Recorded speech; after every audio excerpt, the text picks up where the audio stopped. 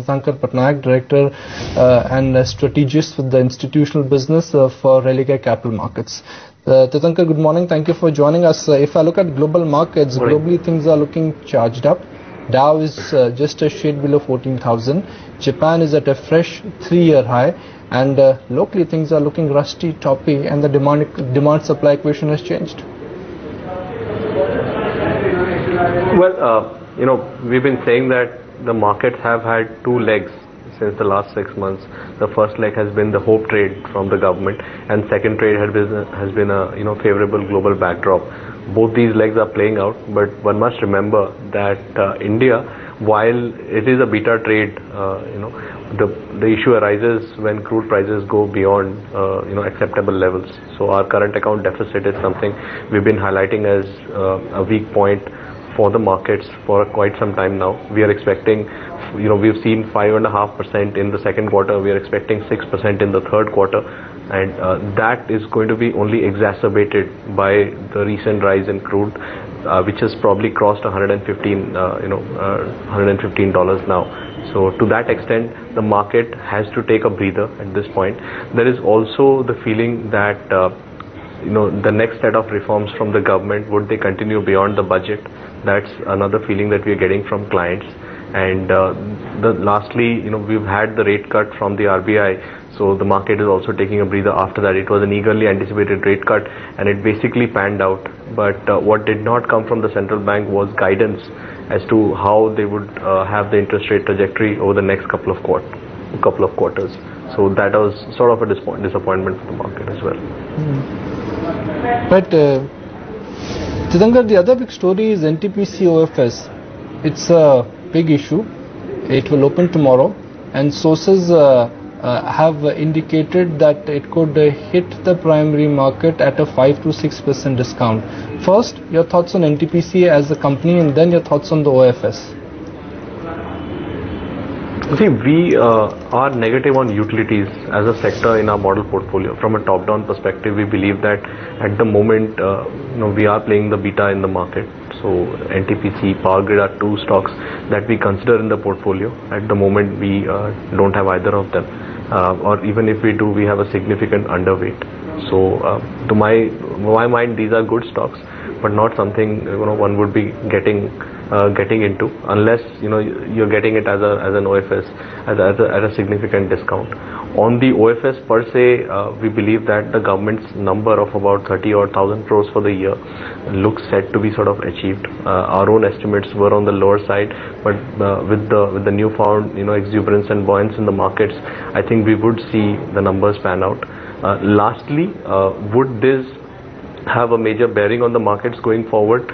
We believe and we continue to maintain that so long as flows continue to come in, the market would see a positive trajectory. Equity supply is not likely to have a permanent impact on the markets. Right now, the market is taking a breather, and there's also of the fact of significant redemptions from the domestic side, which are sort of pulling down the markets. Look, we saw about $4 billion in January, and we saw a sell-off of nearly $3.5 billion from domestic institutionals during the same period.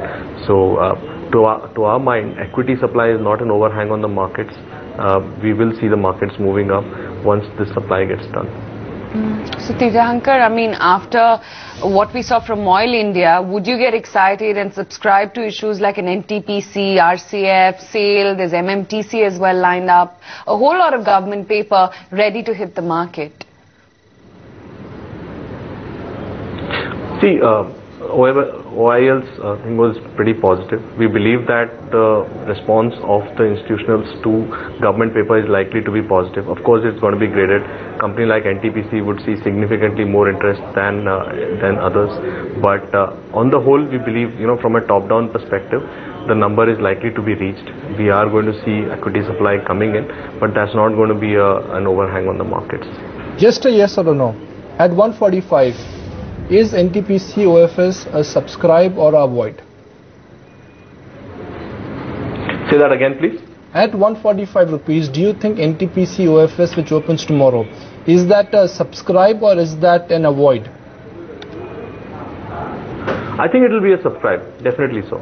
You've been buying consumer stocks like Titan Industries. What makes you so bullish on the consumption theme and the fact that, earnings growth is here to stay for these names? Well, we have to qualify that statement. We are positive on consumption, but on discretionary, not staples at the moment. So, stocks like every other stock, basically HUL, ITC, we have pretty much no buys in that space other than Dabur and Imami. Those are the only stocks that we like. On the discretionary space, Titan is a top-down pick on various reasons. Basically, movement into organized jewelry, Indians' love for gold. So, the various top-down themes that we like in Titan. On Jubilant specifically, same-store sales growth has come down to 15% numbers, unlikely to continue going forward. We have a sell on that stock. I think at around 950 odd levels, our analyst feels that 950, 940 levels, the stock can be a buy, but not at these levels actually. Ditankar, whereas large cap stocks are still holding on, there is visible nervousness in mid and small cap stocks. Do you think the correction in small and mid cap stocks could really extend itself for another 2-3 weeks? Until there is domestic interest coming back into the markets, we believe that small and mid cap stocks will have an overhang. If you look at January, the narrow market, the Sensex went up around 2.5%. But the mid-cap indices were down 2%. This is also a feature of the fact that large buyers in the market were foreign investors, and they don't really go beyond the BSE 100 or the top 150 odd stocks. So there is visible pressure on the small and mid-cap stocks, which have been going up largely on momentum plays. So yes, to answer your question, if this continues going forward, and that means that until we see redemptions continue to come in, we will see overhang on small and mid cap stocks going forward. Ditankar, what about the pressure and earnings pressure, so to speak, on the entire PSU banking lot? Barring a PNB, we've seen acutely disappointing performance from that space. Is it a sell even at this point? So PSU banks, we had been pushing PSU banks since November, largely as a theme in terms of asset quality likely to surprise on the upside. Basically, we will not see numbers going bad much worse than expected. So other than our Bank of Baroda, the numbers on asset quality have been reasonably sanguine. And now that the rate cut decision has come in, it's probably time to take some breather. We like PSU banks from a valuation perspective at this point, but essentially the trade becomes much longer for now. After the rate cut, this is not a trade that we are pushing in at a very aggressive level right now. What is it that you like and dislike out of the PSU banking pack? So SBI remains our top pick. SBI is one stock that we've been pushing. Other stocks that we like are Bank of India. We like Dena Bank. All of these have been, places where management commentary has been positive, where asset quality numbers are likely to again surprise on, on the positive side in the coming quarters. And while we remain cognizant of, asset quality pressures for the banking space as a whole, because that essentially stems from our macro view. We believe that tomorrow's numbers, advanced estimates for GDP, would be around 5.5%, and for FY14 as well, we are meaningfully below consensus at just 5.8%. So that macro slowdown has an overhang on asset quality, and while we remain cognizant of that fact, we believe that a large part of it is also priced in by the markets, and going forward you might see positive surprises. So which is where SBI, Dena Bank, Bank of India figure. The biggest wrinkle for us is oil. It is at 116 and no one seems to be taking notice of it. I think people will sooner rather than later. What's happening right now is, the strength in the rupee is sort of comforting, in the sense that the Indian crude basket can still trade at a reasonable level, given despite the up move in Brent. So what's happening is, for an entire year, Brent has been at comfortable levels, but now with the amount of liquidity that's coming in, it is but a thing that's going to happen.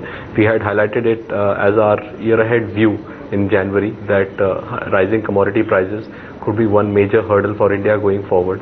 And I think where institutional investors are also expecting, something to come up, is that if oil marketing companies are actually able to take the kind of hikes that they have been promised this time by the government, the fear from crude level, crude rising, will be, much more nuanced than earlier.